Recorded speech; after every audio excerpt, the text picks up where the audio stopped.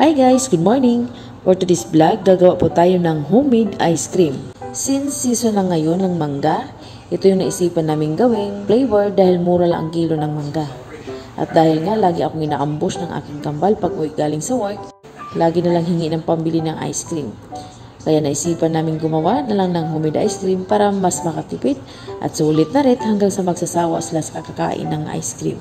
Ang mga ingredients na kailangan lang naman ay mangga, whipped cream, condensed milk, at kung may pang ibang toppings ka pa, mas maganda. So ito, igagrind na natin ang mangga gamit ang food processor o blender. So depende na sa'yo kung anong gusto mong gagamitin. Ang importante ay ma-blend siya ng maayos. I-blend mo ito hanggang sa maging smooth ang texture ng ating mango puree. Pagkatapos niyan, isunod na natin yung whipped cream. So itong whipped cream ay mabibili mo lang ito sa Pure Gold or sa SM. Kaya ito yung napili namin gamitin dahil ito ay mas creamy at mas masarap ihalo sa ating pang mango puree. So ilagay na natin sa lagayan at dito natin i-mix ng maigi hanggang sa mag-fluffy ito. At yun nakita nyo naman at nagdoble na ang size or ang pagka-fluffy nito.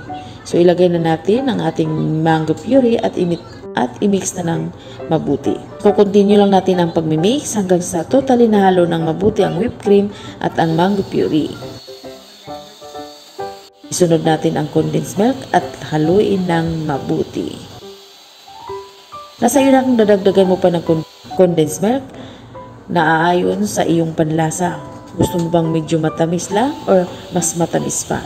So kayo na pong bahala magdagdag ng condensed milk or asukal. Nag-floppy na masyado ang ating ice cream at napansin nyo na papuno na ng papuno yung ating batcha. So yun po yung nagawa ng 1 kalahating kilong mangga. O diba sulit? So ilipat na natin sa mga lagayan ng ating yummy mango ice cream. So diba ang daming nagawa? Sulit ka na dito. Ito lang muna ang lagayan natin dahil pangkonsumo lang din naman ito sa ating mga chikiting. Para sa mga pang-business na ice cream, syempre, ililipat natin sa mga magagandang lalagayan. So, ayun na lahat. Ngayon ay lagyan na natin ng toppings. So, mangga pa rin yung toppings natin na nakakat into cubes na. Pero, depende pa rin sa iyo kung anong gusto mong pang-toppings niya. Ayan po, yun po lahat. Ready to freeze na po yan. So, palamigin po natin sa refrigerator. At thank you sa aking poging chef. Graduate yan ng Culinary Arts at major ng driving. So, driver siya ng aming kusina. So, all around po yan. Maraming alam po yan sa kusina. Hindi lang sa paggagawa ng ice cream, pati rin paggawa ng cake at iba pa. So, sino yung gusto mag-hire dyan? Hire nyo lang po ng aking hobby.